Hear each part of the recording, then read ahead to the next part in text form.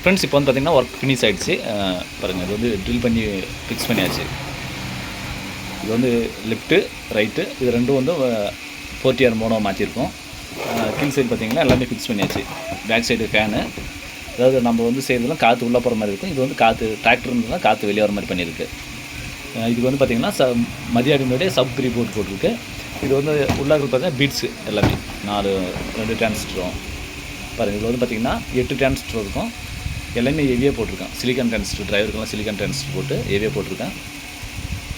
இது 2 பாருங்கள், silicon transistor, இது வந்து சாதா டிரான்சிஸ்டர். இது எல்லாமே நமக்கு காம்போ பார்த்திங்கன்னா 5200-1943 அந்த மாடல் போட்டிருக்கு. ஒர்க் ஃபினிஷ் ஆகிடுச்சு.